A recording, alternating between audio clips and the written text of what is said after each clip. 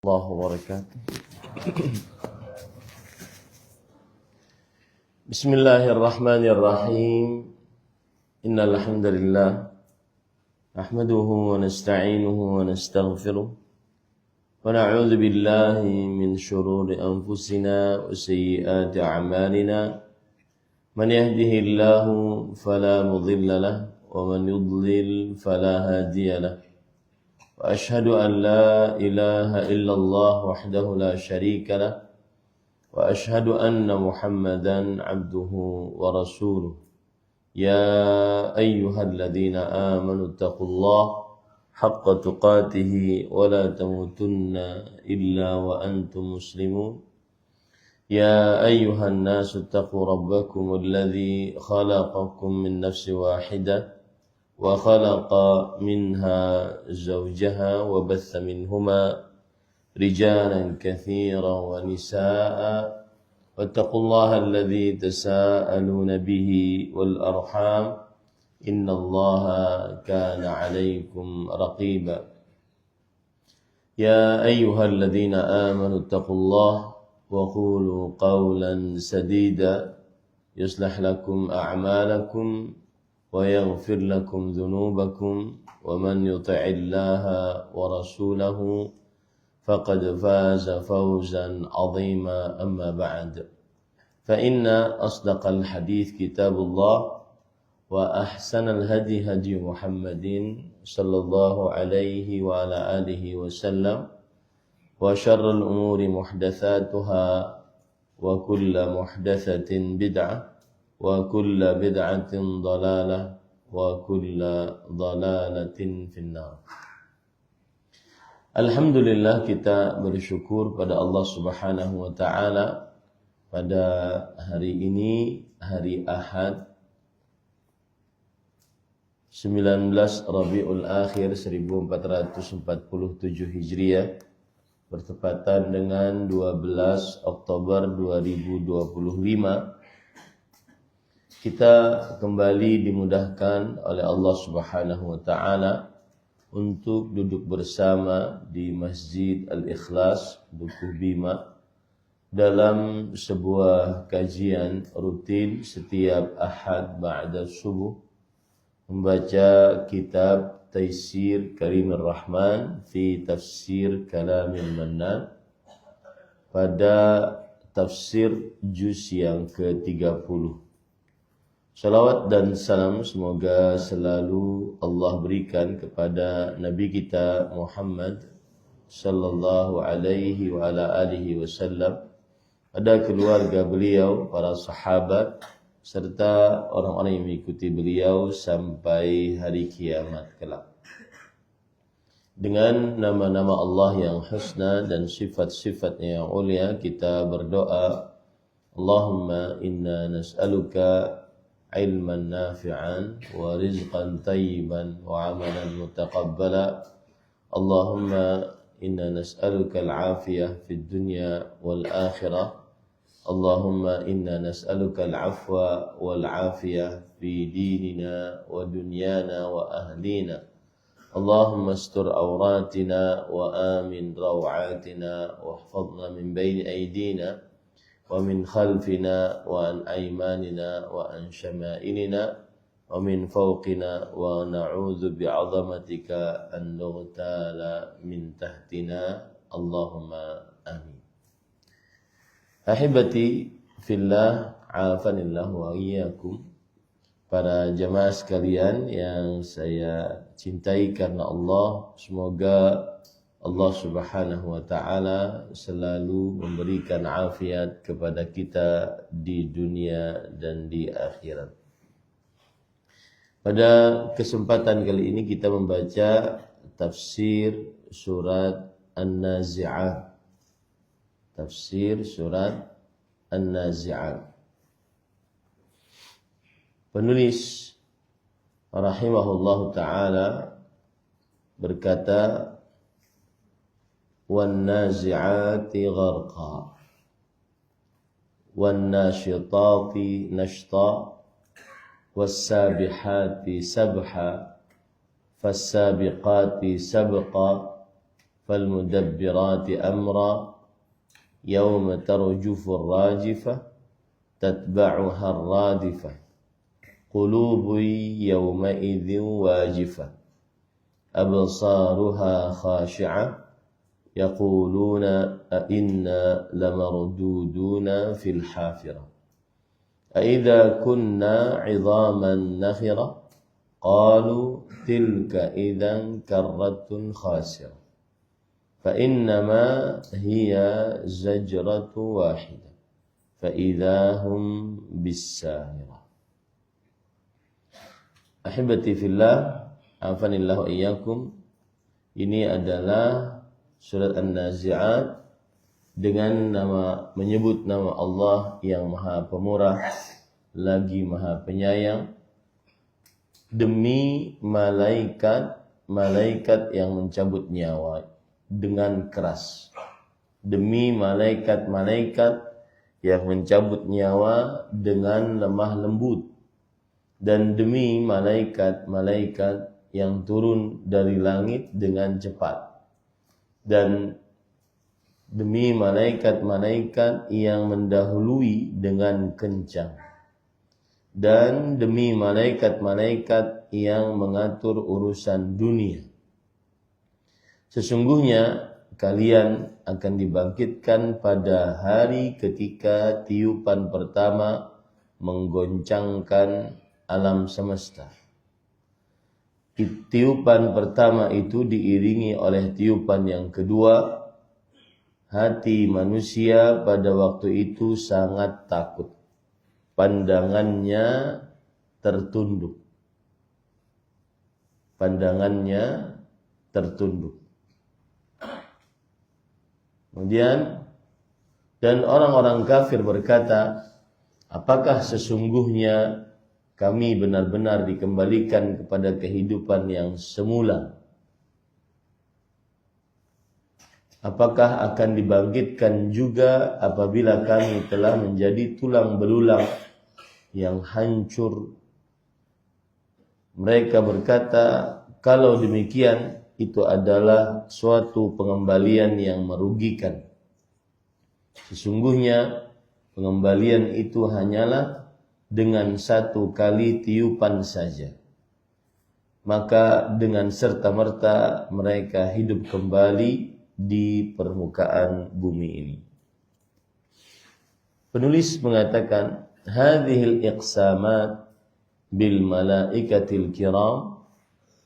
Sumpah-sumpah ini disebutkan oleh Allah Subhanahu wa taala dengan menyebut para malaikat yang mulia.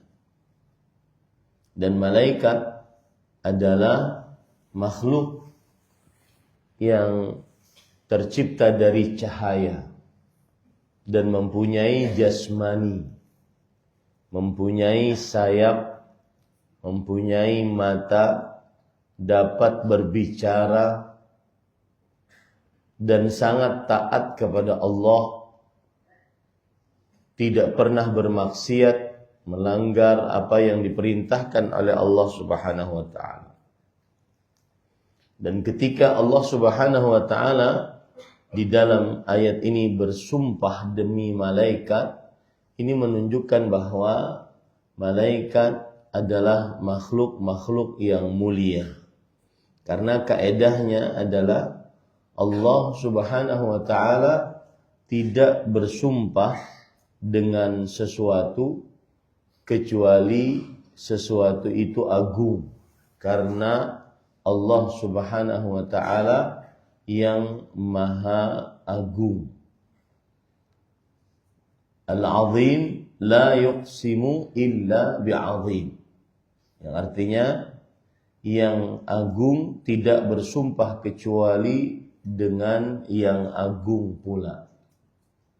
Maka ini menunjukkan malaikat adalah makhluk-makhluk yang agung yang disebutkan oleh Allah di dalam sumpahnya. Kenapa? Karena kaedahnya tadi sudah saya sebutkan, al-azim la yuqsimu illa bi'azim. Sesungguhnya yang agung tidak bersumpah kecuali dengan yang agung pula. Tidak bersumpah kecuali dengan yang agung pula. Kemudian penulis mengatakan, wa af'aluhum ad-dallah ala kamali inqiyadihim li amrillah.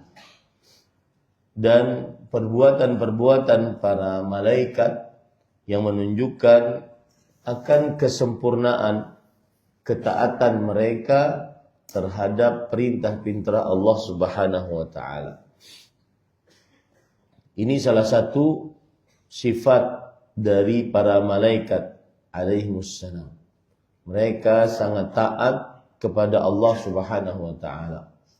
La ya'sunallaha ma amarahum wa yaf'aluna ma yu'marun. Yang artinya para malaikat alaihissalatu wassalam, mereka tidak bermaksiat terhadap Allah Subhanahu wa taala dan mengerjakan apa saja yang diperintahkan oleh Allah Subhanahu wa taala. Ini adalah sifat dari sifat-sifat yang dimiliki oleh para malaikat. Makanya penulis mengatakan di sini, yaitu wa af'alihim ad-dallah ala kamalin qiyadihim li amrillah. Perbuatan-perbuatan para malaikat yang menunjukkan kepada kesempurnaan ketaatan mereka terhadap perintah Allah Subhanahu wa taala. Wa isra'ihim fi tanfidhi amrih.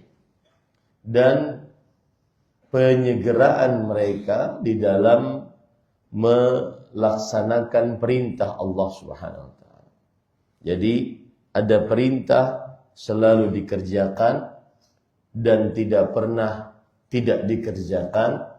Ada larangan tidak pernah dilanggar dan ada perintah selalu dikerjakan dengan segera. Yahtamil anna al-muqsam alaih al-jaza wal ba'th bidalil ityan bi ahwalil qiyamah ba'da dhalik. Atau yuhtamal anna al-muqsam alaihi al-jaza wal ba'th bidalil ityan bi ahwalil qiyamat ba'da dhalik. Yang artinya dimungkinkan bahwa yang ingin disebutkan sebagai sumpah adalah ganjaran dan hari kebangkitan. Jadi kalau orang bersumpah itu kan demi Allah akan begini. Ini namanya muqsam alaih, sesuatu yang akan disebutkan sebagai sumpah ya. Demi malaikat begini. Maka apa yang akan disebutkan sebagai sumpahnya yang diagungkan oleh Allah, yaitu ganjaran yang akan terjadi atas apa yang menjadi perbuatan manusia. Dan yang kedua, hari kebangkitan. Karena ganjaran dan hari kebangkitan dua-duanya adalah hal yang besar bagi manusia. Dengan dalil penyebutan ahwal qiyamah ba'da dzalik, dengan dalil bahwa Allah Subhanahu wa taala menyebutkan tanda-tanda atau keadaan-keadaan hari kiamat setelah itu. Wa yuhtamal anna al-muqsama alaih wal muqsama bihi muttahidan wa annahu aqsama 'ala al-malaikah li'anna al-iman bihim ahadu arkanil iman sittah. Dan ada kemungkinan yang lain bahwa yang disebutkan sebagai sumpah adalah para malaikat dan juga yang disebutkan sebagai sumpah adalah para malaikat. Jadi misalkan kalau saya bersumpah demi Allah saya akan begini. Ini namanya demi Allah, yaitu penyebutan apa yang menjadi sumpahnya. Kemudian saya akan begini adalah sumpahnya itu sendiri.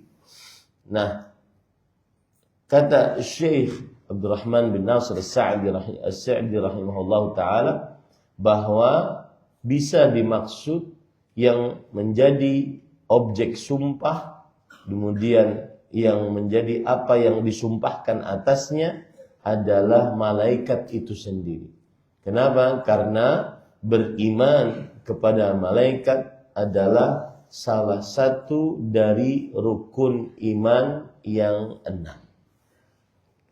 Walianna fi dzikri af'alihim huna ma yatadhammanu al-jazaa'a alladhi tatawallahu al-malaikah 'inda al-maut wa qablahu wa ba'dahu. Karena di dalam penyebutan perbuatan-perbuatan malaikat di sini mengandung ganjaran yang dikerjakan oleh para malaikat. Seperti misalkan sebelum meninggal, setelah meninggal, ketika meninggal, sebelum meninggal, dan setelah meninggal. Faqala wan nazi'ati gharqa. Makanya Allah berfirman, demi malaikat yang mencabut nyawa dengan keras. Wa humul malaikah allati tanzi'ul arwaha biquwwah. Demi malaikat-malaikat wan nazi'at, itu artinya demi malaikat-malaikat yang mencabut nyawa dengan kekuatan, dengan keras.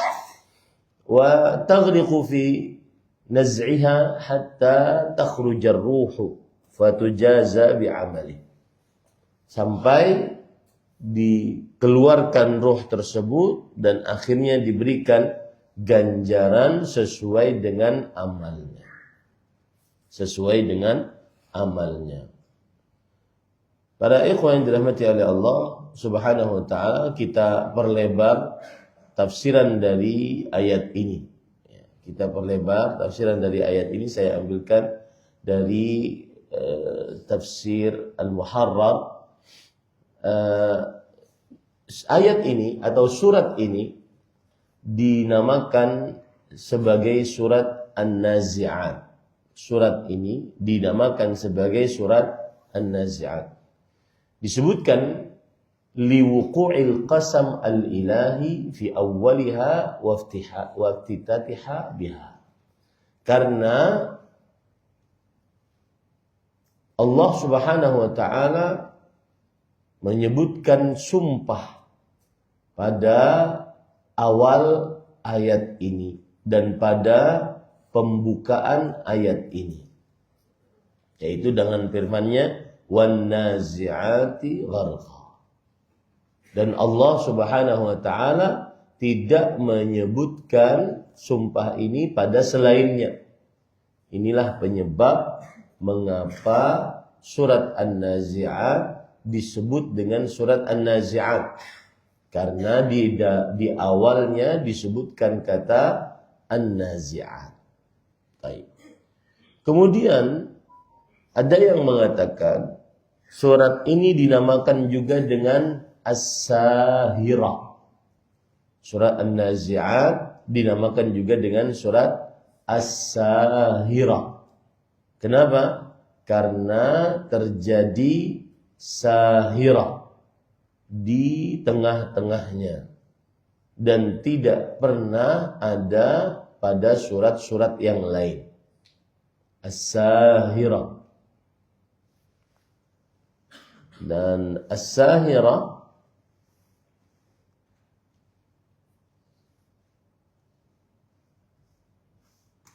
maknanya adalah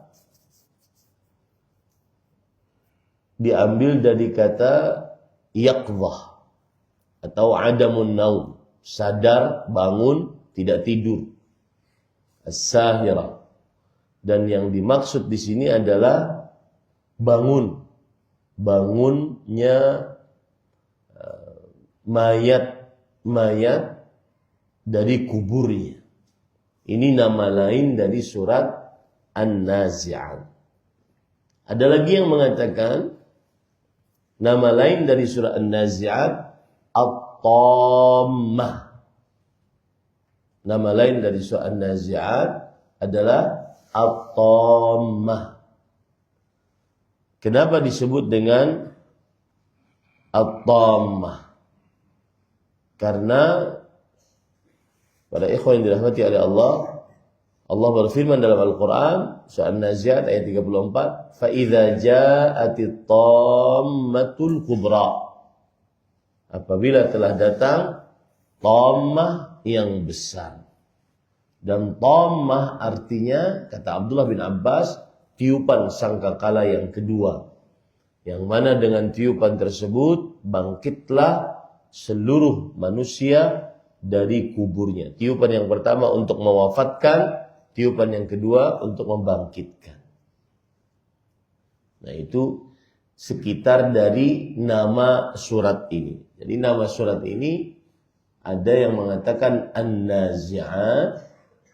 Dan kenapa disebutkan An-Nazi'at? Karena Allah di awal surat bersumpah dengan An-Nazi'at, yang artinya malaikat-malaikat pencabut nyawa, yang keras mencabut nyawanya.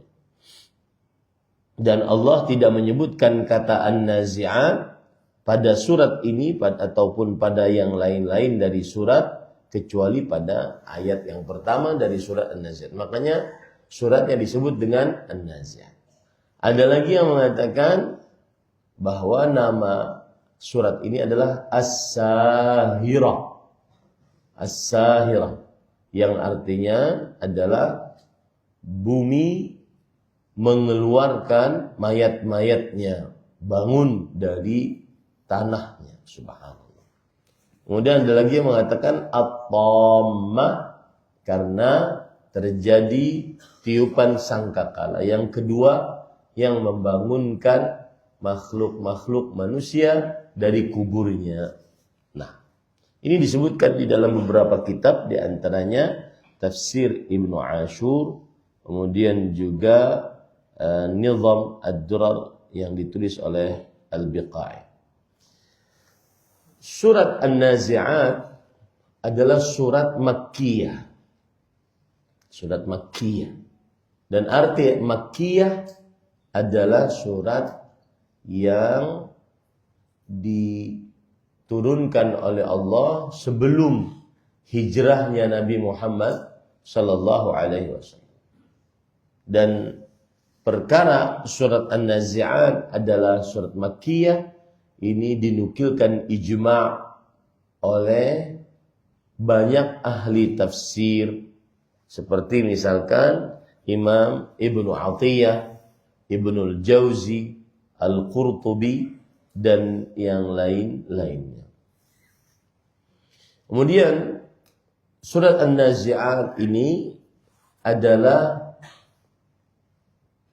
penetapan akan kebenaran hari kebangkitan. Karena di dalamnya nanti akan disebutkan tentang hari kebangkitan. Dan juga di dalam surah An-Nazi'at isinya adalah menyebutkan hal-hal yang berat, besar dari kejadian-kejadian hari kiamat. Hal-hal yang berat dan besar dari kejadian-kejadian hari kiamat. Yang ketiga, surah An-Nazi'at di dalamnya terdapat sanggahan bagi orang-orang yang mengingkari hari kebangkitan. Bagi orang-orang yang mengingkari hari kebangkitan. Dan surah An-Nazi'at juga yang keempat adalah ancaman keras dari Allah Subhanahu wa ta'ala bagi yang mengingkari hari kebangkitan. Itu 4 kandungan dari surat An-Nazi'at. Kemudian tadi kita katakan bahwasana wan nazi'ati gharqa. Demi malaikat-malaikat pencabut nyawa yang keras. Maksudnya di sini mencabut nyawa ruh-ruh orang-orang kafir dari badannya dengan pencabutan yang keras dari badannya dengan pencabutan yang keras. Jadi ada malaikat yang mencabut nyawa orang kafir, nazi'at, dan mereka mencabut nyawanya dengan keras. Dan ada malaikat yang mencabut nyawa orang muslim dan mencabut nyawanya dengan lembut. Tetapi bagaimanapun kematian akan ada rasa sekaratnya. Inna lil mauti sakarat. Mau dia beriman, kafir, setiap kematian ada rasa sakitnya yang dirasakan oleh orang yang dicabut nyawanya tersebut. Cuma di dalam ayat ini yang dimaksud dengan an-nazi'at adalah malaikat-malaikat yang mencabut nyawa dengan keras, nyawa orang-orang kafir. Kemudian kita baca apa yang disebutkan oleh penulis, wan nasyitati nashta, yang artinya demi malaikat yang mencabut nyawa dengan lembah lembut. Nah ini dia. Wahumul malaikah aydan, mereka juga para malaikat. Tajtadhibul arwah biquwwah wa nasyat, atau anna an-naz'a yakunu li arwahil mu'minin wan nashtu li arwahil kafirin. Yang artinya ini juga malaikat pencabut nyawa. Mereka mencabut nyawa dengan kuat juga, tetapi untuk orang beriman. Tetapi untuk orang beriman. Ya. Taib. Penambahan dari ayat ini,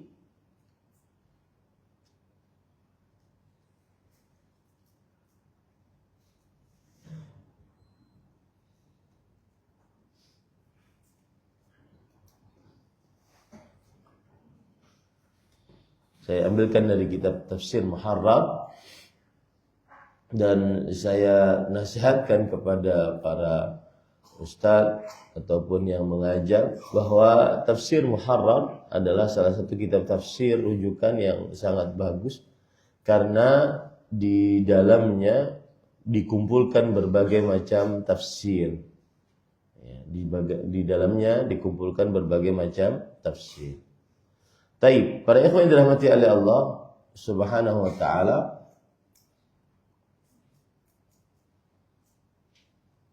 wan nazi'ati gharqa wan nasyitati nashta, demi malaikat yang mencabut nyawa dengan lemah lembut, salah satu tafsirannya. Ya, dengan lemah lembut, salah satu tafsirannya seperti itu. Dan ini untuk orang yang beriman. Dan ini untuk orang yang beriman. Nah, disebutkan di berbagai macam tafsir bahwa an-nasyitat al-malaikah, para malaikat alladzina yaqbiduna arwahal mu'minina bisuhula wa rifqin wa sur'ah, yang mencabut nyawa orang beriman dengan mudah, dengan lembut dan segera. Mudah, lembut dan segera. Nah, kemudian wassabihati sabah, yang artinya dan malaikat-malaikat yang turun dari langit dengan cepat. Penulis berkata, al-mutaraddidat fil hawa'i su'udan wa nuzulan. Malaikat-malaikat yang ketiga yang disebutkan sebagai sumpah oleh Allah Subhanahu wa taala adalah malaikat yang naik turun di udara, naik turun dengan cepat. Dan ini salah satu kekuatan yang diberikan oleh Allah Subhanahu wa taala kepada para malaikat.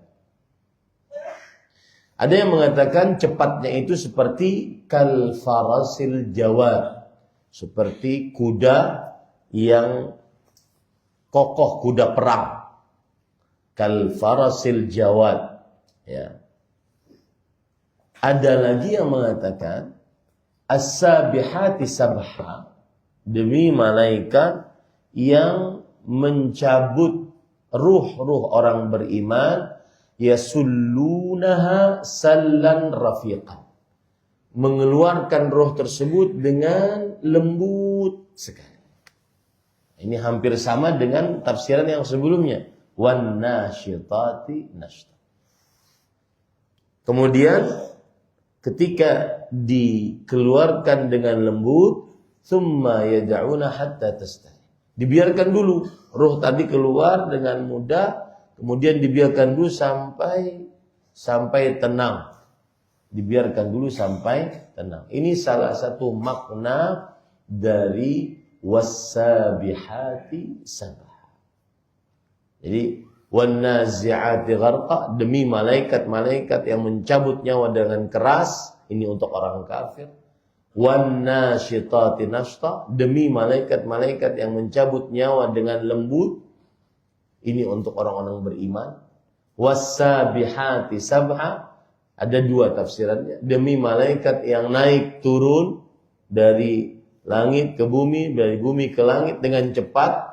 Atau tafsiran yang kedua, juga malaikat-malaikat yang mencabut nyawa orang kafir dengan orang mukmin dengan lembut, dan ketika roh tersebut sudah terpisah, dibiarkan dulu sampai tenang, baru setelah itu dibawa ke atas langit.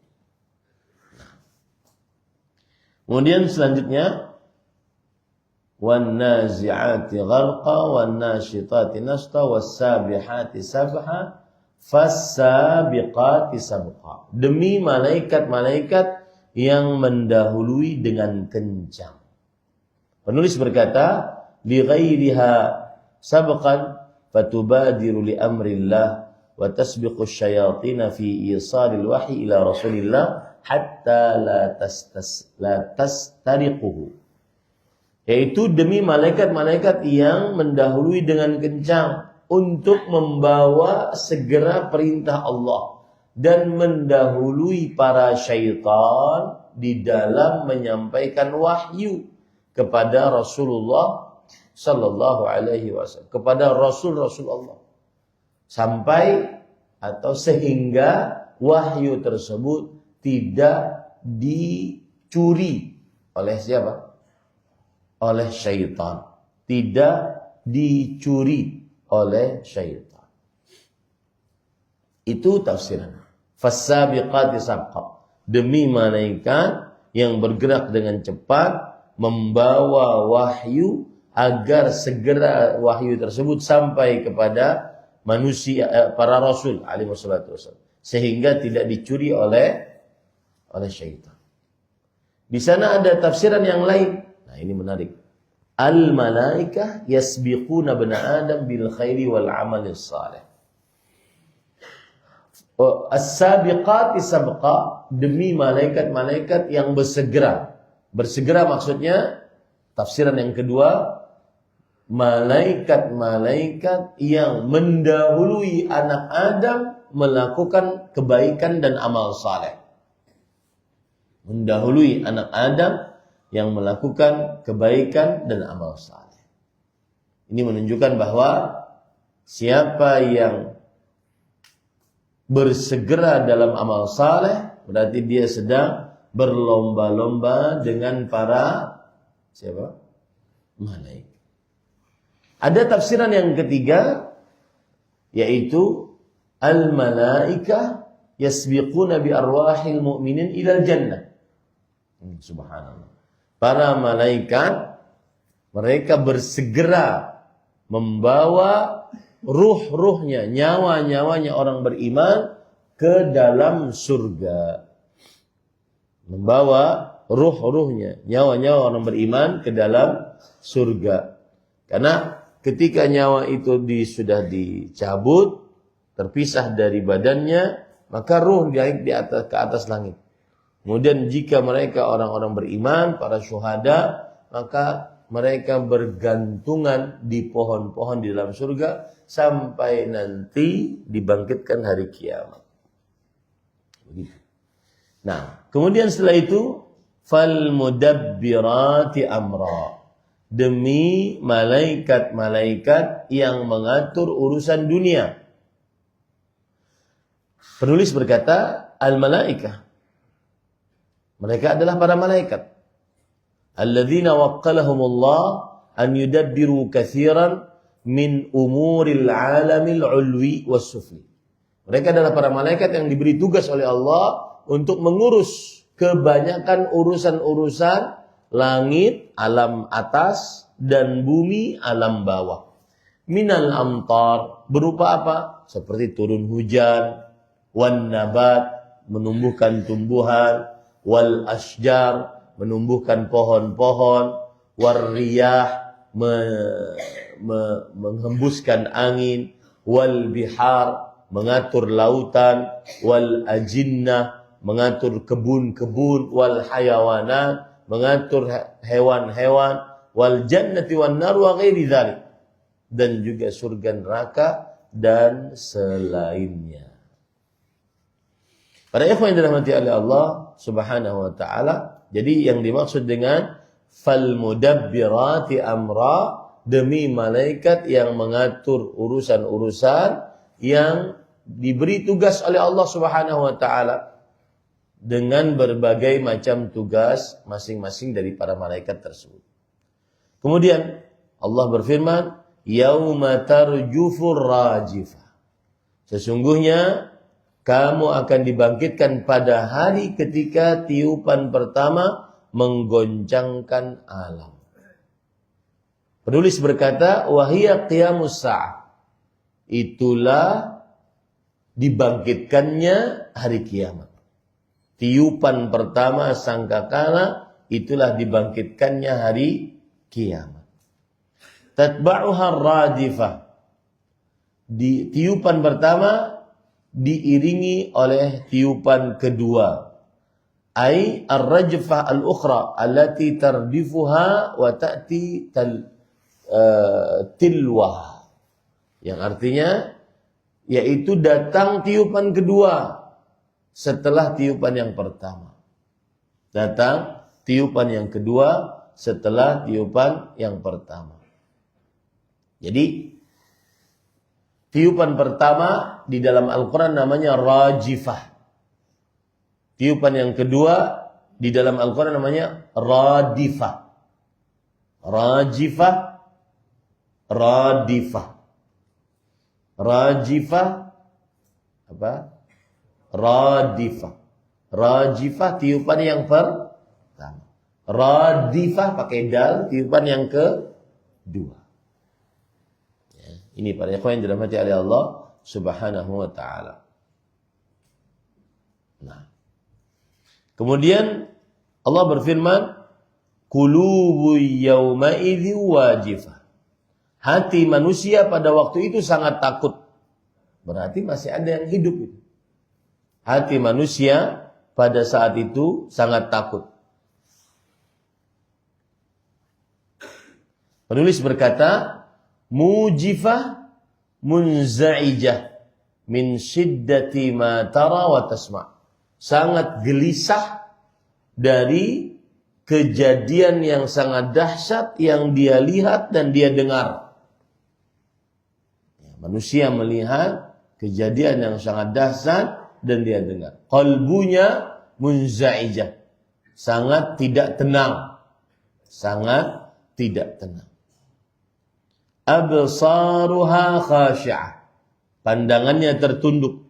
Kata penulis, dzalilah haqirah, hina dan tertunduk. Ya. Pada saat itu semua manusia hina dan tertunduk. Qad malaka qulubahum al-khauf, qalbu mereka sudah dikuasai oleh rasa takut. Wa adhala afidatahum al-faza', dada-dada mereka terisi dengan rasa tidak nyaman. Wa ghalaba 'alaihimut ta'assuf wastawallat 'alaihimul hasrah, dan nampak pada diri mereka penyesalan. Ini makanya Rasul sallallahu alaihi wasallam pantas beliau bersabda, la taqumus sa'ah illa ala syiraril khalq. Tidaklah dibangkitkan kiamat kecuali terhadap manusia yang paling terburuk. Jadi saat tiupan sangkakala ditiupkan pertama kali dan manusia-manusia pada saat itu hidup, itulah manusia-manusia terburuk. Makanya mereka ketika sudah ditiupkan tersebut, maka akan tertunduk, hina, tertunduk, takut, tertunduk, penuh dengan penyesalan. Ini para ikhwah yang dirahmati oleh Allah Subhanahu wa ta'ala. Kemudian penulis berkata, yaquluna a inna lamarduduna fil hafirah. Orang-orang kafir berkata, apakah sesungguhnya kami benar-benar dikembalikan kepada kehidupan yang semula? Para ikhwah dirahmati oleh Allah Subhanahu wa taala, yaqulun, mereka berkata, yakni al-kuffar fid dunia, orang-orang kafir di dunia. Ala wajhi takdzib. Mereka berkata seperti ini dalam rangka seperti mendustakan. Masa sih kita akan dibangkitkan lagi? Masa kita akan dikembalikan kepada kehidupan sebelumnya? Nah, begitu. Aidza kunna 'idhaman nakhirah? Apakah akan dibangkitkan juga apabila kami telah menjadi tulang belulang yang hancur lebur? Penulis berkata, baliyah fattatan. Tulang belulang tersebut hancur lebur, tidak ada tersisa. Ini yang membuat mereka tidak percaya terhadap hari kebangkitan. Seorang yang sudah hancur lebur tulang belulangnya, bagaimana bisa dibangkitkan oleh Allah Subhanahu wa ta'ala? Qalu tilka idzan karratun khasir. Mereka berkata, kalau demikian itu terjadi, ini adalah suatu pengembalian yang merugikan. Apa maksudnya? Ai istab'adu an yab'athahumullah wa yu'idahum ba'dama kanu 'idhaman nakhirah. Mereka menganggap tidak mungkin, mustahil Allah Subhanahu wa ta'ala membangkitkan dan mengembalikan setelah mereka menjadi tulang yang sudah hancur lebur. Jahlan minhum biqudratillah wa tajarruan alaih. Ini semua karena kebodohan mereka terhadap kuasa Allah dan kelancangan mereka terhadap Allah Subhanahu wa ta'ala. Nah. Kemudian penulis berkata, fa in qalu tilka idzan karratun khasirah fa innama hiya zajratu wahidah. Sesungguhnya pengembalian itu hanyalah dengan satu kali tiupan saja. Ini seakan-akan bantahan dari Allah itu sangat mudah. Hanya satu kali tiupan, langsung semuanya bangkit kembali seperti semula. Hanya satu kali tiupan. Maksudnya adalah, ini adalah perkara yang mudah. Yunfakhu fiha ar-ruh. Yunfakhu fiha fis-sur. Cukup hanya dengan tiupan sangkakala. Sudah terjadi. Kemudian Allah berfirman, فَإِذَاهُمْ بِالسَّاهِرَةِ. Maka dengan serta-merta mereka hidup kembali di permukaan bumi. Nah, ini yang dikatakan tadi bahwa nama lain dari surat An-Nazi'at, surat apa? As-Sahirah. Apa arti As-Sahirah?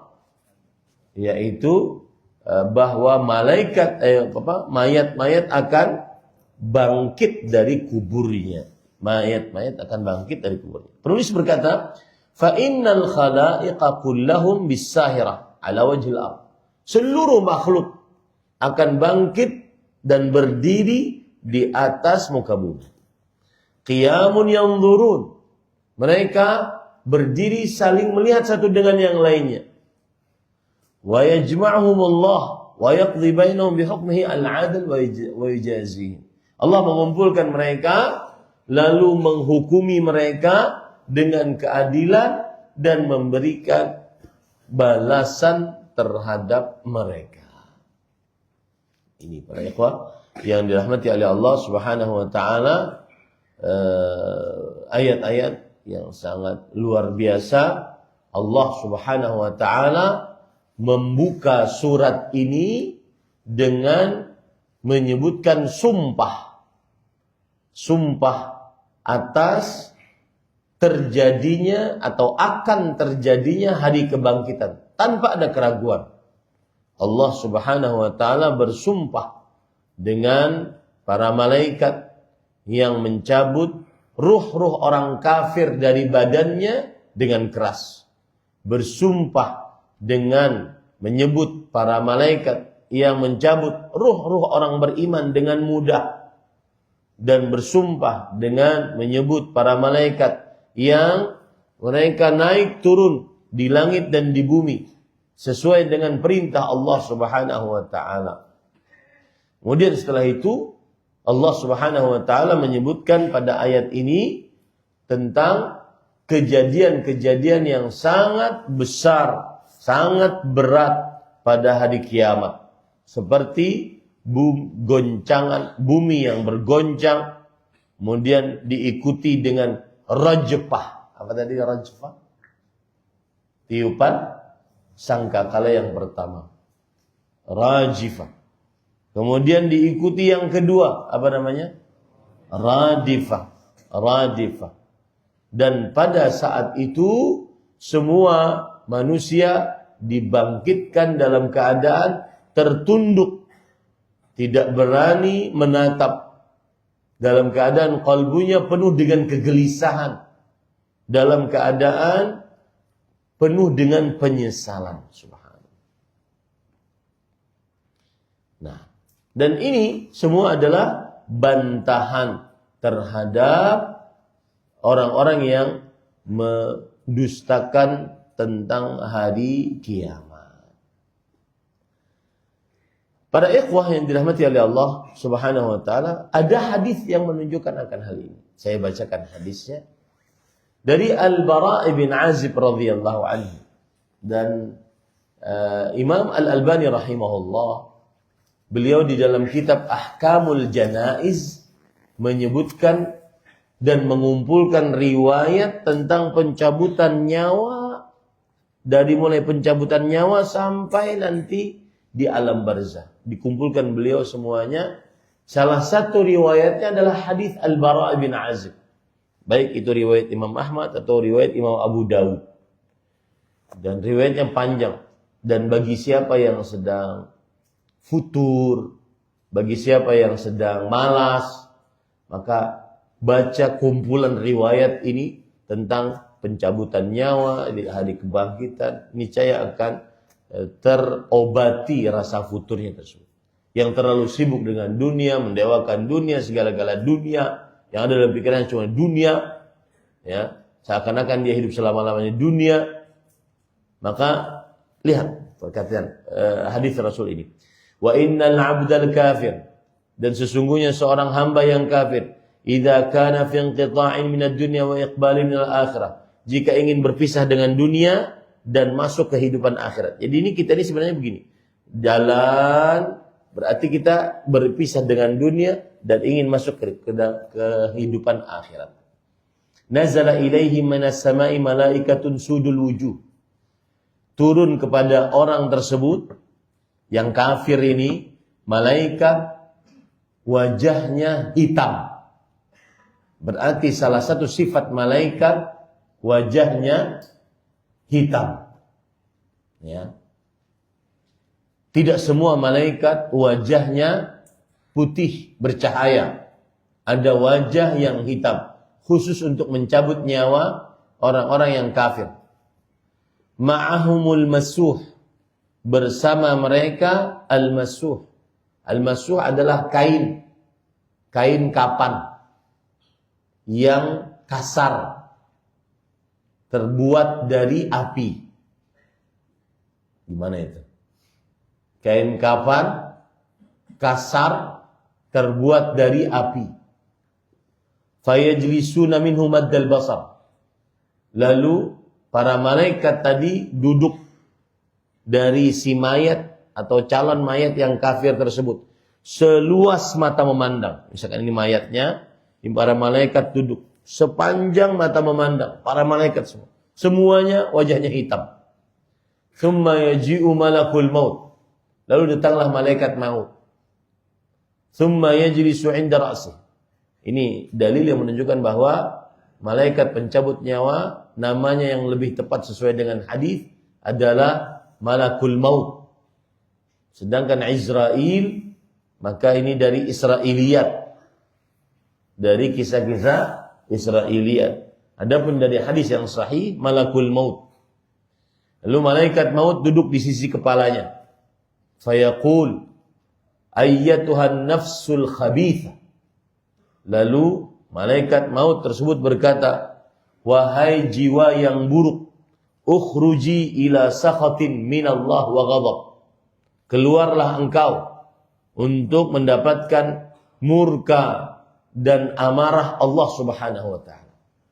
Fatafarraqu fi jasadi. Maka terpisahlah ruh tersebut dari jasadnya. Fayantazi'uha kama yuntaza'u as-sufudu minas sufil mablul. Maka malaikat maut mencabut ruh tersebut sebagaimana orang mencabut daging dari as-suf al-mablul, dari kulit kambing yang basah.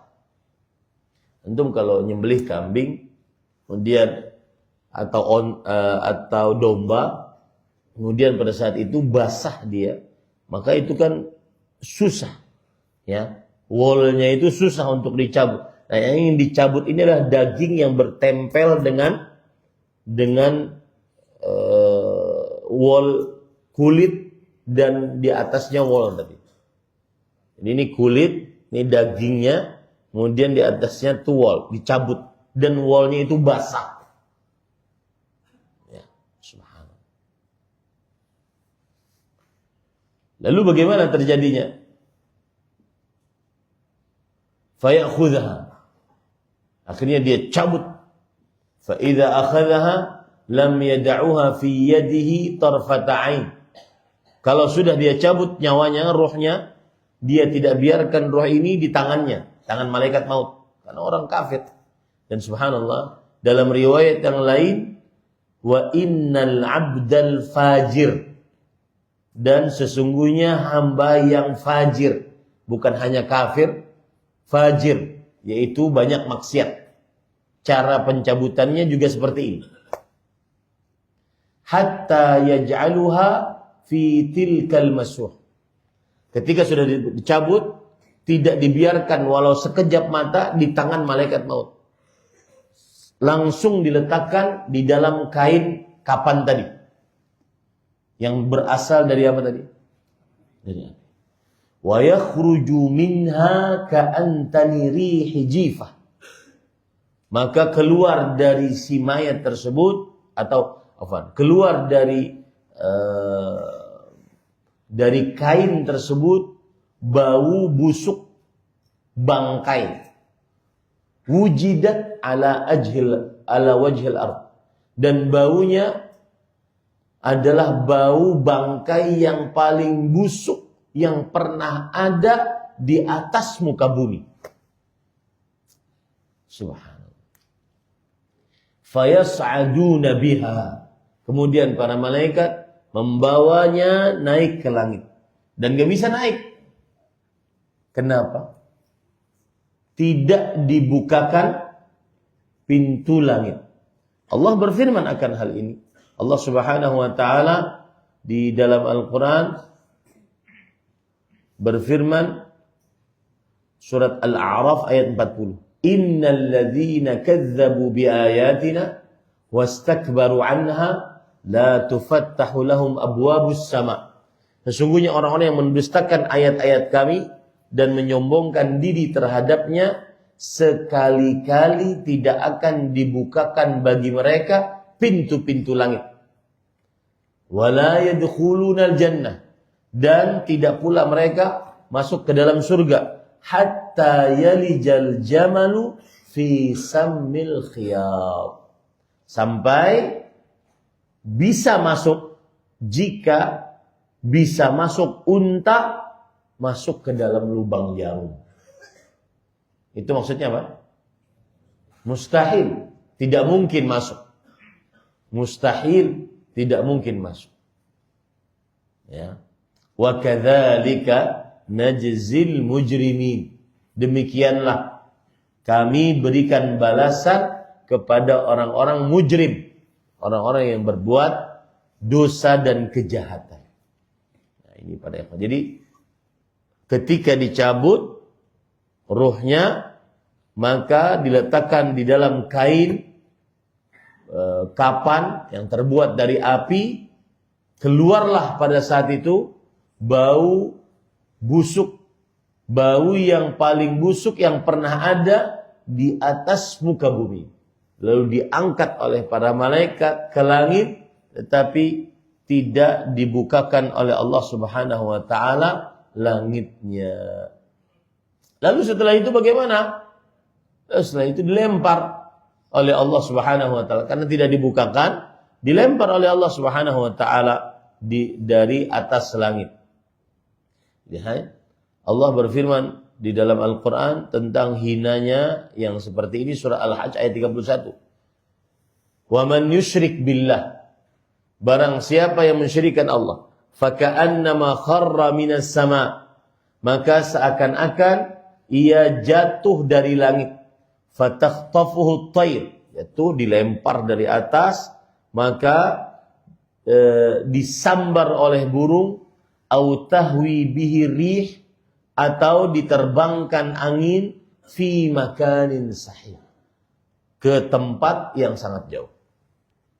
Begitulah hinanya pencabutan nyawa orang-orang yang kafir dan fajir. Fajir artinya adalah ahli maksiat. Nah, ini yang bisa disampaikan para ikhwan yang dirahmati oleh Allah Subhanahu wa taala tentang ayat surat An-Nazi'at sampai kepada ayat yang ke-14. Nah,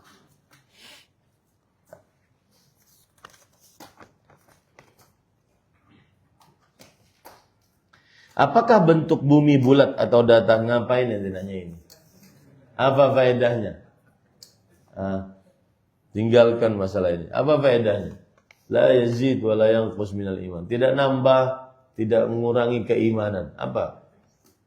Nanya entar.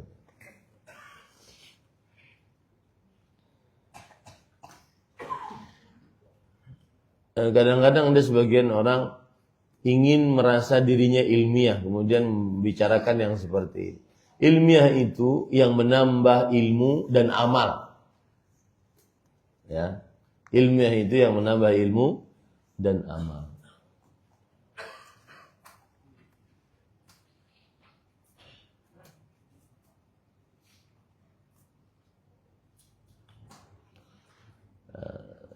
Yang lucu lagi setelahnya, dan mengapa banyak sekali orang yang mencari tahu akan hal tersebut, termasuk ente. Dan apakah benar dunia ini dipegang oleh orang Yahudi? Enggak tahu saya.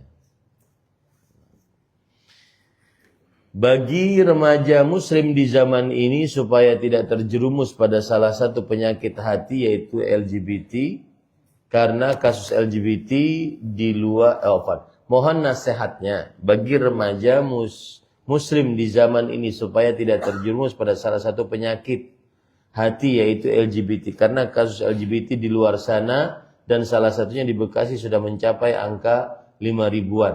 Kebanyakan dari mereka anak umur SMP sampai SMA.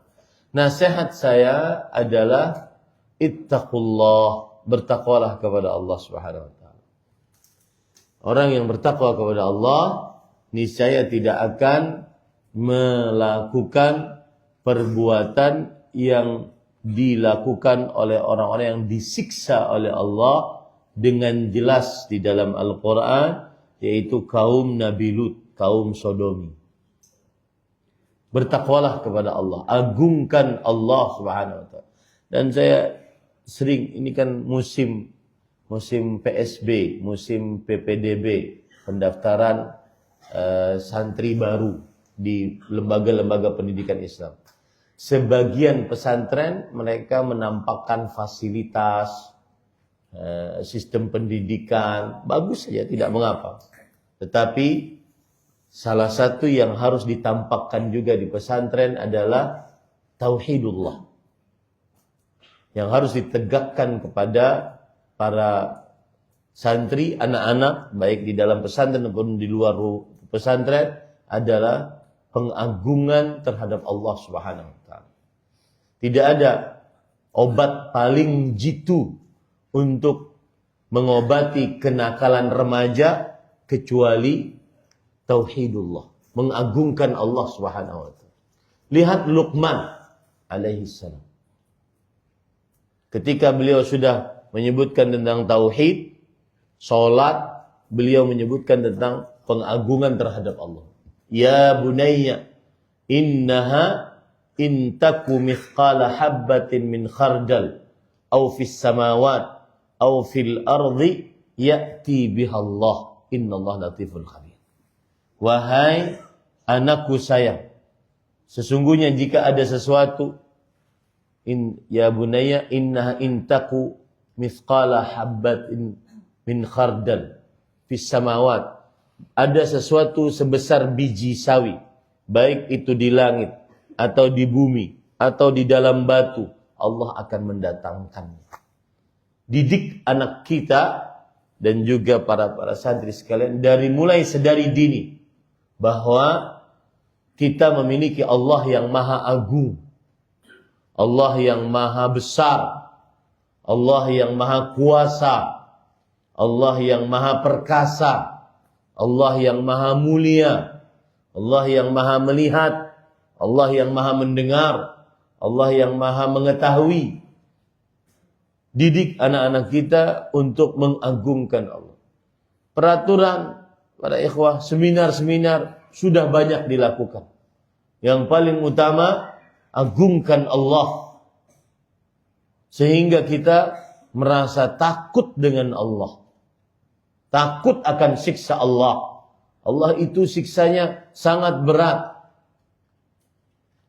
Nabbi ibadi anni anal ghafurur rahim wa anna azabi huwal azabul alim. Beritahukan kepada hambaku, aku maha pengampun dan maha penyayang, dan siksaku sangat pedih.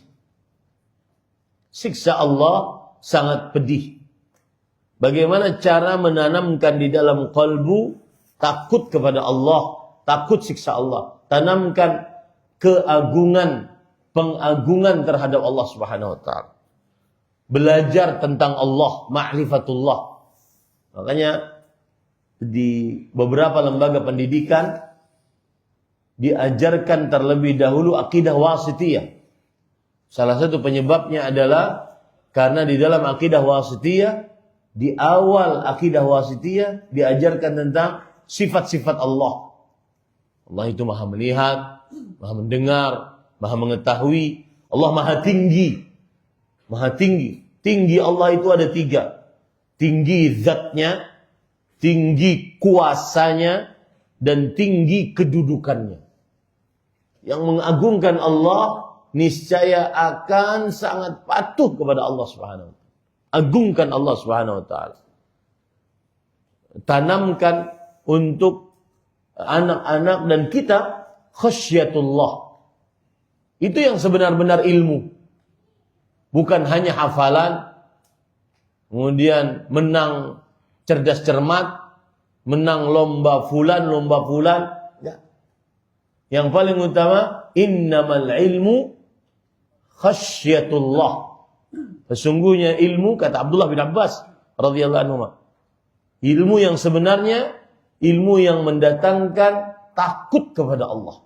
Khasyah itu adalah al-khauf ma'al ma'rifah. Takut kepada Allah karena mengenal Allah. Tanamkan itu kepada anak-anak kita. Dari mulai sedari dini. Dari mulai dia sudah bisa ngobrol dengan kita. Umur 3-4 tahun. Nak, ini makanan dari Allah, nak. Ada kucing dia mati. Maka katakan, nak, Allah Subhanahu wa ta'ala lebih sayang terhadap kucing ini daripada kita, nak. Allah yang mencabut nyawa. Kenalkan seluruhnya selalu dikaitkan dengan Allah Subhanahu wa ta'ala. Agar tertanam di dalam kalbu kebesaran dia tentang Allah Subhanahu wa ta'ala. Anak-anak yang belum taat kepada Allah, belum sholat, belum berjilbab, belum taat kepada Allah Subhanahu wa ta'ala, kenalkan Allah Subhanahu wa ta'ala. Tidak ada kenakalan remaja dengan segala macam kenakalannya. Ya. Tidak ada bisa diobati dengan peraturan apapun kecuali mengagungkan Allah Subhanahu wa ta'ala. Yang kedua, tanamkan kepada anak agar mencintai Allah.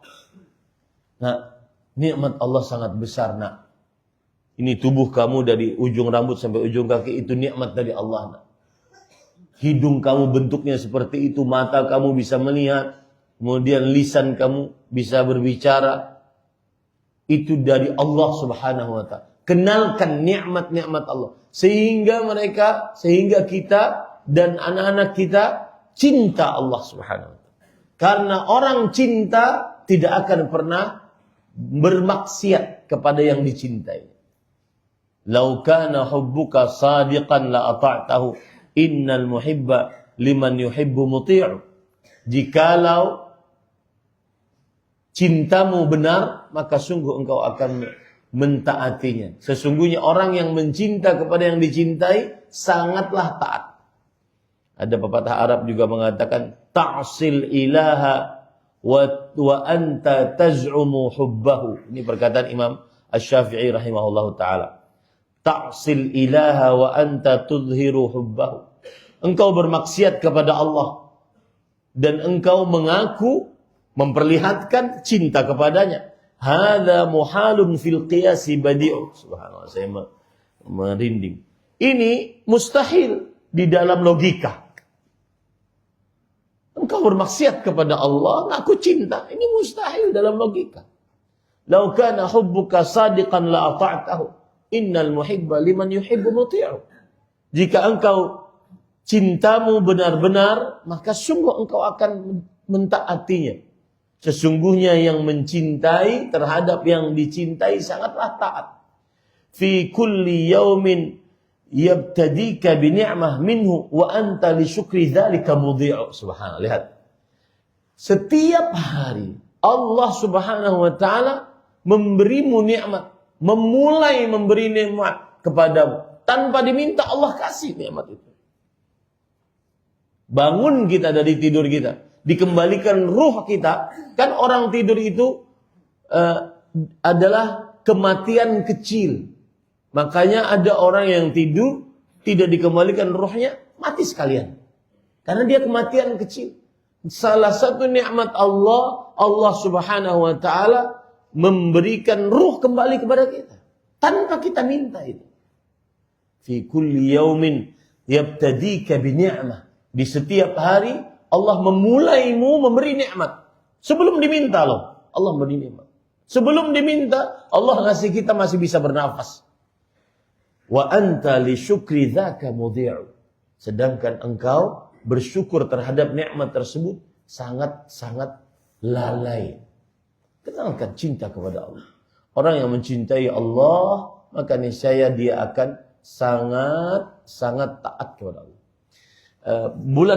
Pekan lalu saya ke Madinah, duduk di majelis Fadilat Syekh Profesor Dr. Abdul Razak bin Nasir. Dan majelis ulama memang banyak faedah ya, subhanallah. Saya akan sebutkan 3 faedah dari duduk di majelis. Faedah yang pertama dari Fadilat Syekh Abdul Razak bin Nasir. Beliau berkata ketika beliau membaca Kita tafsir Taisir Karimur Rahman, tafsir As-Sa'di, juga habis subuh kajian beliau.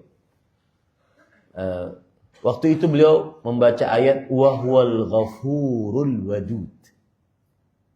Allah Maha Ghafur, pengampun dosa, wadud, dan mencintai. Kata Fadilat Syekh, Allah itu apabila ada hamba berdosa, lalu dia bertobat, Allah pasti ampuni. Dan bukan hanya sekedar mengampuni. Setelah itu Allah mencintai hamba tersebut. Beda dengan makhluk. Kita kadang bermasalah dengan orang, lalu orang tersebut minta maaf, kita bisa memaafkan. Tapi untuk mencintainya, maka ada sebagian orang, iya Ustaz, saya maafkan. Tapi kayaknya nggak ketemu lagi deh Ustaz. Saya nggak mau lagi untuk berhubungan. Itu makhluk. Allah enggak. Allah ada hamba yang bertobat dari dosanya, Allah ampuni dosanya. Tidak tersisa sedikit pun dari dosanya. Dan setelah itu Allah ampuni. Allah cintai hamba tersebut. Itu salah satu makna wadud. Dan itu adalah salah satu hikmah mengapa Allah menggandengkan antara Al-Ghafur Al-Wadud. Wahuwal Ghafur Wadud. Dan ini dijelaskan oleh Imam Al-Qayyim rahimahullah. Wa min altafi rahmatillah, kata beliau, termasuk daripada lembutnya rahmat Allah. Allah gandengkan ampunannya dengan rasa cintanya. Ini yang membuat kita akhirnya cinta kepada Allah, para ikhwah. Berapa banyak dosa yang kita lakukan.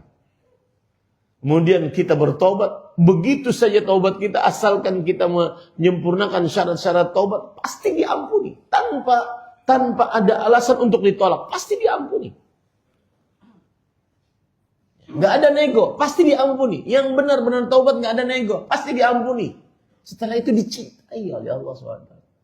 Lihat Allah mengatakan, Qul ya ibadiyalladzina asrafu ala anfusihim la taqnatu min rahmatillah. Katakan wahai Muhammad SAW, wahai hamba-hambaku yang melampaui batas. Hai hamba-hambaku. Sedang bermaksiat dipanggil dengan panggilan yang sangat lembut, hamba-hambaku. Bagaimana kita tidak cinta kepada Allah? Satu lagi, Allah berfirman dalam surat Ibrahim, wa ataakum min kulli ma sa'altumu. Allah memberikan kepada kalian nikmat dari apa yang kalian minta. Yang menarik adalah tafsiran dari ayat ini. Kata Imam Ibnu Katsir, qala ba'du salaf wa ma lam tas'aluh. Allah memberikan nikmat kepada kalian dari apa yang kalian minta dan apa yang kalian belum minta. Kata sebagian ulama salaf seperti itu. Yang kita belum minta Allah kasih, subhanallah. Dan subhanallah para ikhwan, nikmat terbesar yang pernah Allah kasih dalam hidup kita dan mudah-mudahan kita mati di atasnya, Islam yang kita anut sekarang. Sudah bayar apa kita sama Allah? Kapan kita daftar dari seorang muslim?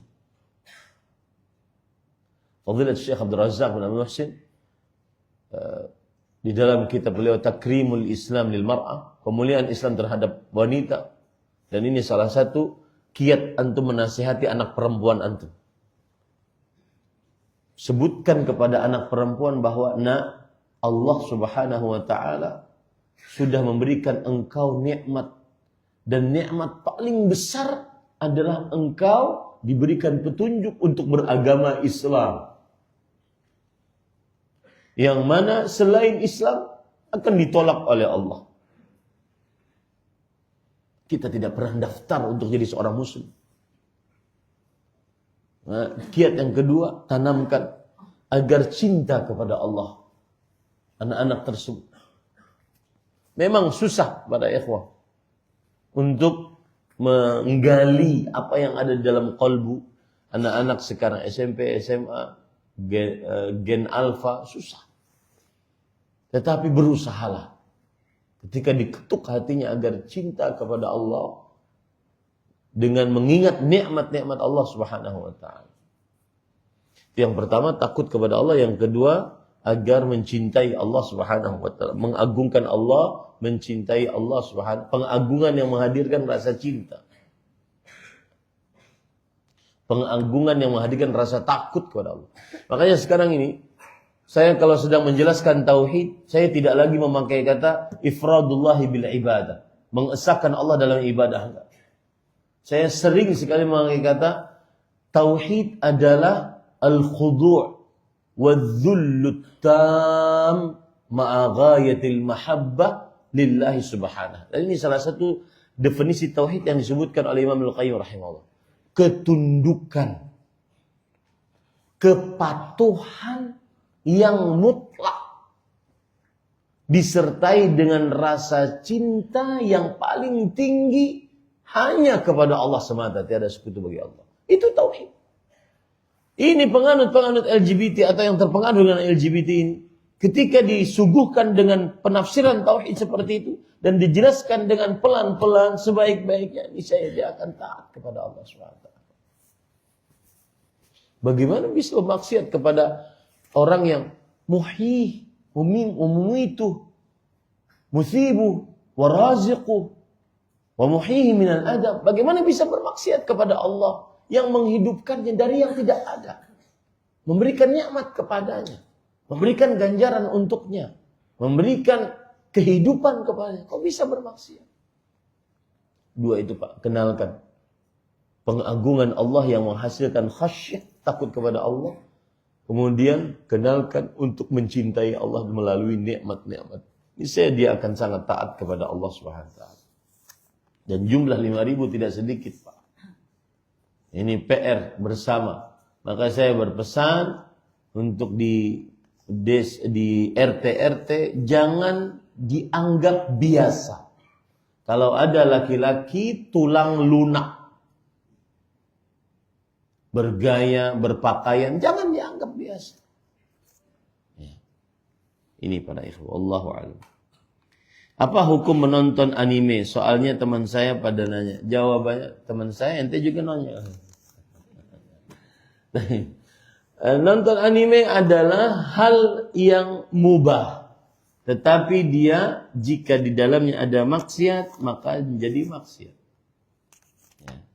Ada pasti maksiatnya. Perempuan, kemudian ceritanya bohong, kemudian ada maksiatnya, ceritanya menjurus kepada syahwat, pornografi, ada musik dan seterusnya. Wallahu a'lam.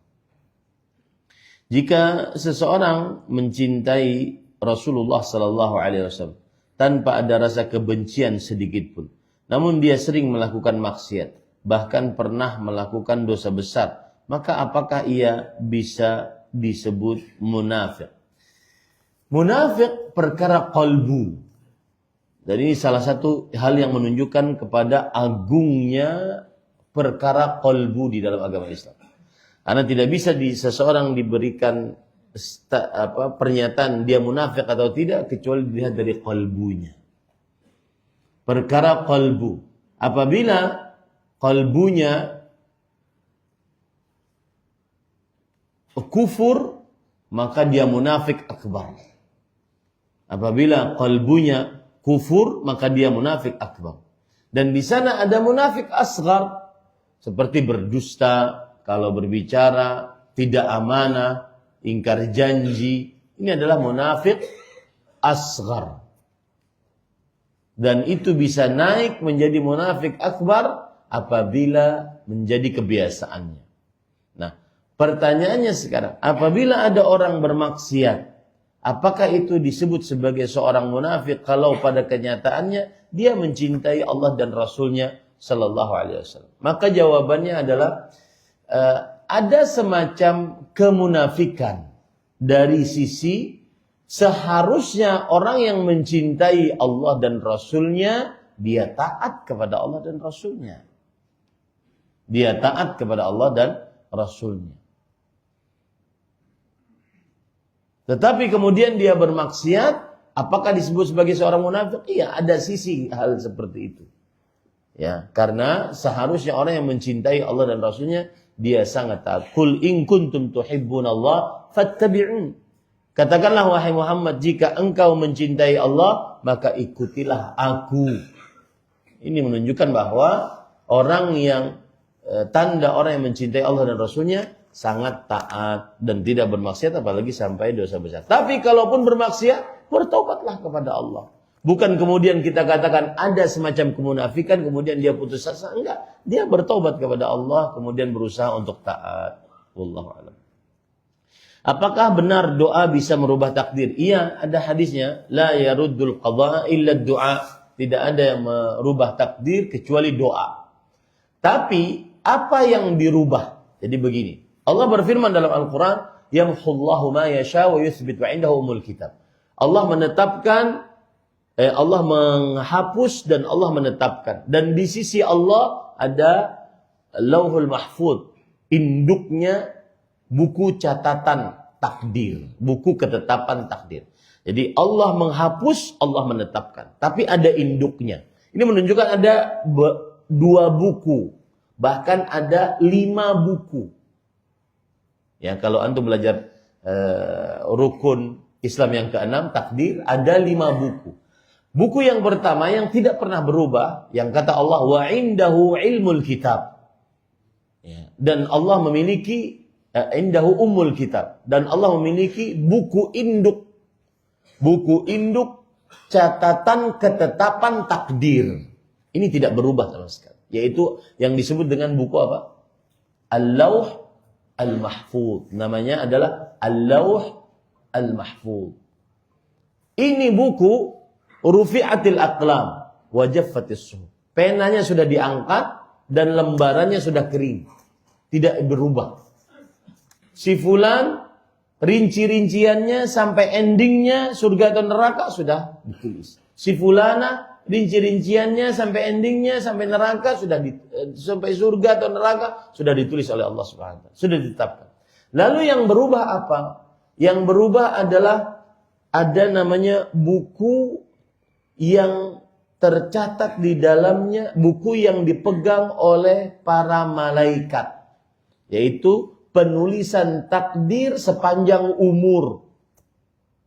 Ketika manusia sudah menjadi janin selama 120 hari, 3 bulan, datang malaikat diutus oleh Allah meniupkan ruh, kemudian diperintahkan untuk menulis bikat birizkihi wa ajali wa amali syaqiyun aw sa'id.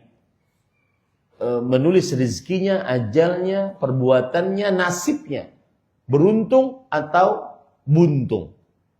Nah, tetapi penulisan ini tidak ada rinciannya dan malaikat tidak tahu endingnya apa. Ini yang bisa berubah. Kemudian juga penulisan setiap tahun. Penulisan setiap tahun. Yaitu saat Lailatul Qadar. Inna anzalnahu fi lailatin mubarakah. Inna kunna fiha munzirin. Sesungguhnya kami turunkan Al-Quran pada malam yang penuh dengan berkah. Sesungguhnya kami telah memberikan peringatan. Dan di dalam surat Ad-Dukhan disebutkan akan hal itu. Setelah ayat itu. Bahwa Allah menulis di setiap tahunnya pada Lailatul Qadar takdir-takdir makhluk. Nah, ini juga bisa berubah. Yang ketiga, takdir setiap hari.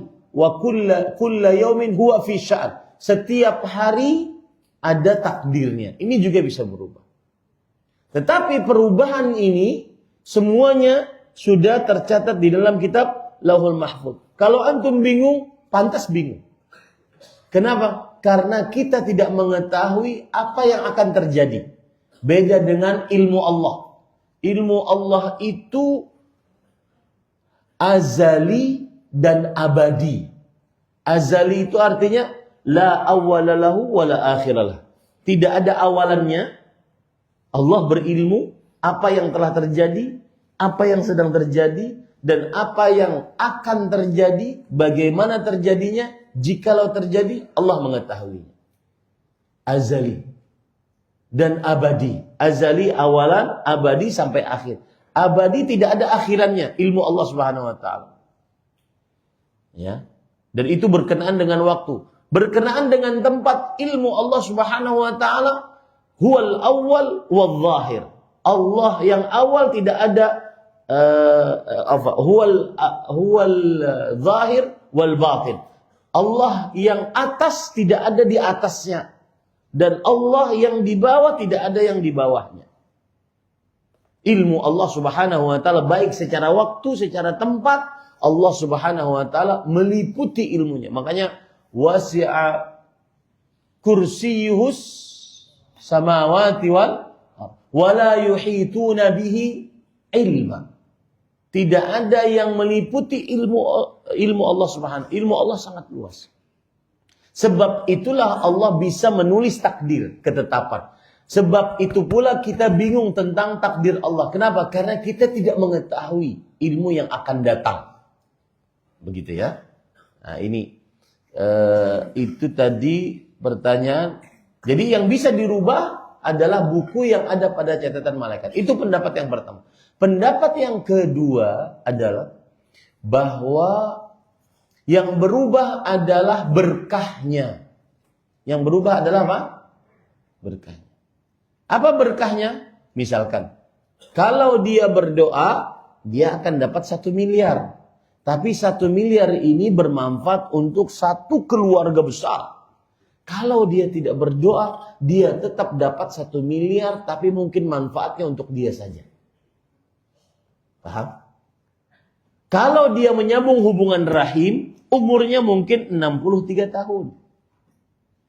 Tetapi kalau dia dengan 63 tahun tersebut, dia banyak melakukan manfaat-manfaat untuk orang lain. Dia bangun masjid, dia bangun ini, dia cetak buku, dia macam-macam. Dia ngajar, dia dakwah, kemana-mana dia mengislamkan orang, dia macam-macam.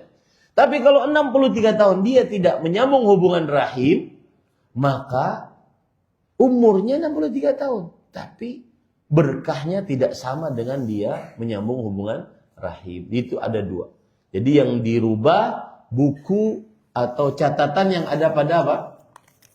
Para malaikat. Ya. Wallahu a'lam. Dan yang kedua adalah yang dirubah berkahnya. Mau tanya tentang program pemerintah seperti MBG. Aduh. Kita dukungkah atau kita tolak? Pelaku usaha ada kesempatan, sebagai pelaku usaha ada kesempatan untuk membayar dapur makan gratis pemerintah. Para ikhwan yang dirahmati oleh Allah Subhanahu wa taala, saya akan berbicara tentang tugas kita sebagai rakyat ya. Tugas kita sebagai rakyat. Rasulullah sallallahu alaihi wasallam bersabda, "Alaikum bis-sam'i wat-tha'ah. Wa in ta'ammara 'alaikum 'abdun mujadda'al 'araq aswad yaqudukum bi kitabillah." Hendaknya kalian mendengar dan taat. Meskipun yang memimpin kalian budak, cacat, berkulit hitam dari negeri Ethiopia. Taatlah dan patuhlah selama bukan maksiat. Ya. Selama bukan maksiat.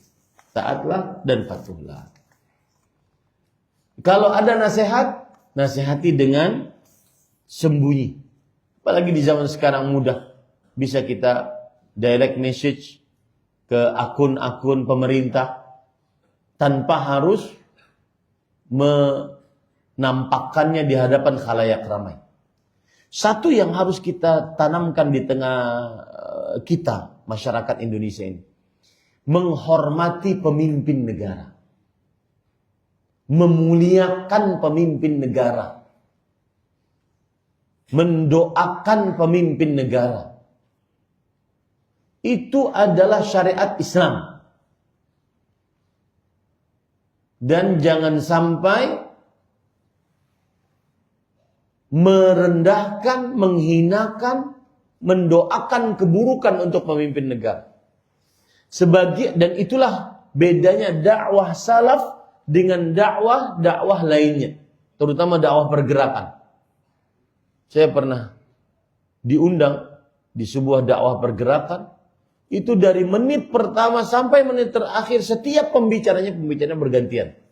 Semakin berani menghina merendahkan, memprotes. Kalau memprotes mungkin masih mending. Ini sampai menghina, merendahkan, mencaci maki. Semakin berani melakukan itu, semakin dianggap hero, pahlawan. Ini bukan dari ajaran Islam. Ingat tuh baik-baik. Yang kurang dari kita adalah tadi, mengagungkan, memuliakan, menghormati, mencintai. Saya pribadi sangat berharap kita mencintai presiden kita.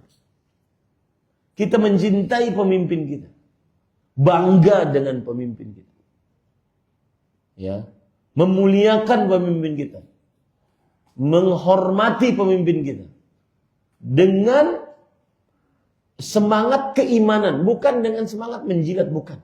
Tetapi semangat keimanan, ini akidah kita. Maka saya nasihatkan untuk program yang seperti ini, taatlah kepada pemerintah. Jika ada nasihat, nasihatilah.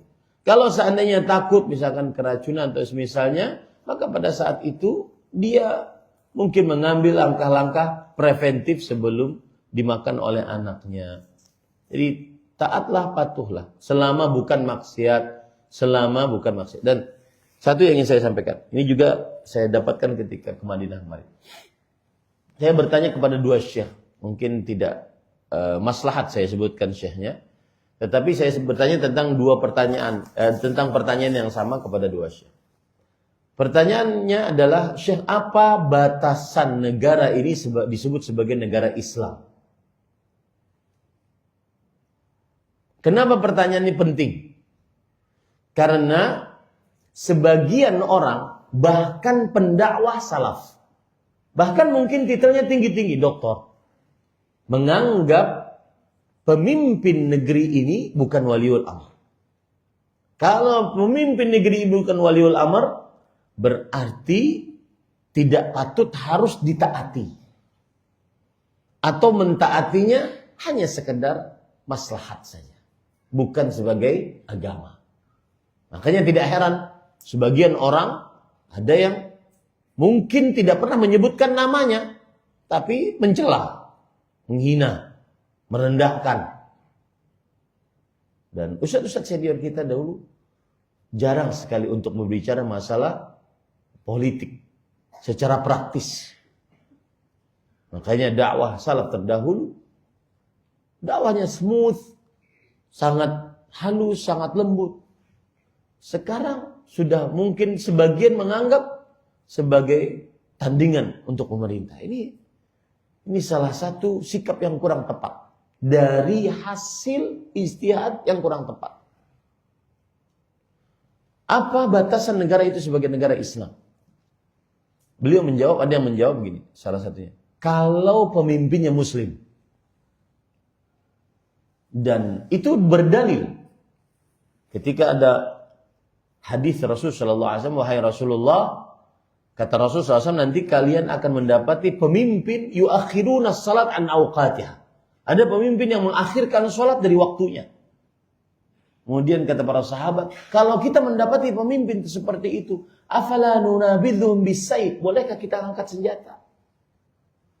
Kata Rasulullah SAW, la ma'aqamu fiikumus salat. Tidak boleh berontak selama mereka mendirikan di tengah-tengah kalian sholat. Selama muslim, tidak boleh untuk memberontak. Yang kedua, jawabannya adalah selama syiar-syiar Islam tegak di negara tersebut.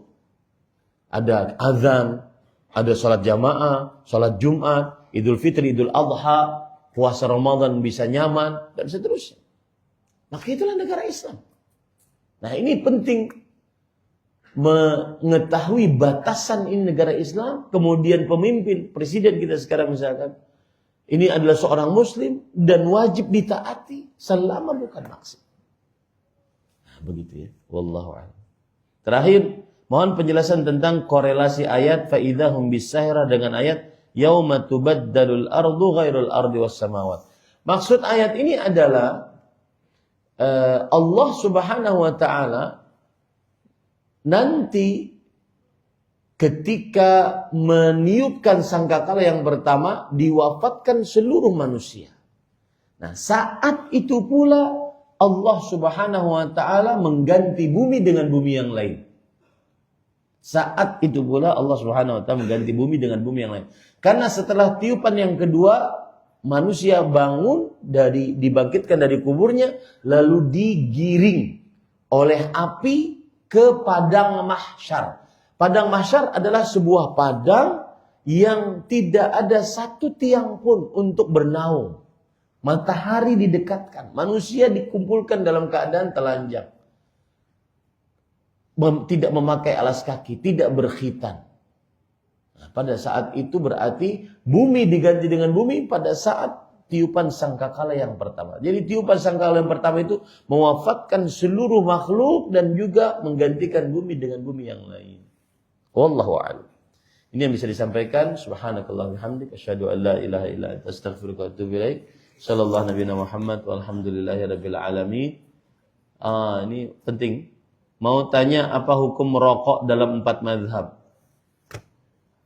Apa hukum merokok dalam 4 mazhab? Lebih baik pertanyaannya apa hukum merokok berdasarkan dalil dari Al-Quran hadis. Karena mazhab adalah pendapat. Mazhab adalah pendapat. Dan pendapat bukan dalil. Paham tuh? Pendapat bukan dalil. Yang menjadi dalil adalah Al-Quran. Kalau mazhab mengatakan makruh, apa dalilnya? Ya. Jadi harus dipahami baik. Mazhab itu pendapat, bukan dalil. Makanya kalau ada orang, oh jilbab kan khilaf. Khilaf bukan dalil. Yang jadi dalil itu apa? Al-Quran dan hadis. Hukum rokok haram. Berdasarkan Al-Quran, hadis, dan juga akal yang sehat, ilmu kedokteran. Al-Quran, Allah berfirman, innal mubadzirin kanu ikhwana syayatin. Orang yang mubadzir temannya setan. Dan merokok lebih parah daripada mubadzir. Ya. Dia sudah mubadzir bakar uang dan merugikan diri sendiri dan orang lain. Yang kedua, wala taqtulu anfusakum. Janganlah kalian membunuh diri kalian sendiri. Merokok membunuhmu. Itu iklannya. Kemudian yang ketiga, Rasulullah SAW bersabda, inna rijalan yatakhawaduna fi malillah bighairi haqq. Sesungguhnya nanti ada orang-orang yang menggunakan harta Allah tanpa kebenaran. Mereka akan disiksa di dalam neraka. Wala tulqu bi aydikum ila tahluka. Jangan kalian jerumuskan diri kalian dengan tangan kalian kepada kebinasaan. Merokok membinasakan. Maka dia haram. Dia haram. Ya. Kemudian ahli kesehatan menyatakan dia berbahaya.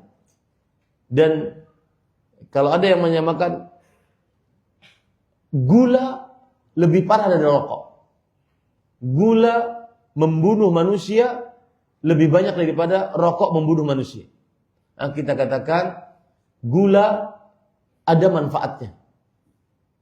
Bagaimanapun gula ada manfaatnya untuk diri. Rokok tidak ada manfaatnya sama sekali. Rokok tidak ada manfaatnya sama sekali. Gula tidak membahayakan orang lain. Perokok pasif lebih banyak terbunuh daripada perokok aktif. Hampir 8 juta manusia perokok pasif yang terbunuh per tahunnya. Nah, ini para ikhwan, ini adalah qiyas ma'al fariq atau qiyas ma'al batil. Ini menganalogikan sesuatu yang tidak sama. Dan rokok hukumnya haram. Berhentilah merokok. Karena dia adalah mubadzir, membunuh diri sendiri, dan menggunakan harta tanpa kebenaran. Kalau ada orang membakar uang, di sampingnya bakar rokok lebih buruk dibandingkan bakar uang. Bakar uang dia rugi sendiri. Bakar rokok dia rugi sendiri dan membahayakan orang lain. Ini pada ikhwan yang dirahmati Allah. Ini yang bisa disampaikan. Dan secara akal sehat, rokok paling nikmat dihisap di tempat yang buruk. Di mana? Di WC. Pengalaman. Sedangkan makanan paling nikmat di atas meja makan, di tempat yang bersih. Itu akal sehat kita memicu atau memacu bahwasanya ini ada tempat yang buruk. Allah berfirman, "Wa yuhillu lakum wa yuharrimu 'alaihimul khaba'ith." Allah, Rasul sallallahu alaihi wasallam mengharamkan atas kalian al-khaba'ith. Rokok termasuk daripada khubz, yang buruk. Tidak ada baiknya. Bahkan di dalam benda-bendanya itu, materi-materinya tersebut yang menyebabkan kanker, menyebabkan kemandulan, menyebabkan keguguran, menyebabkan penyakit jantung dan seterusnya. Wallahu a'lam. Subhanakallah bihamdik asyhadu an la ilaha illa anta astaghfiruka wa atubu ilaik. Wassalamualaikum warahmatullahi wabarakatuh.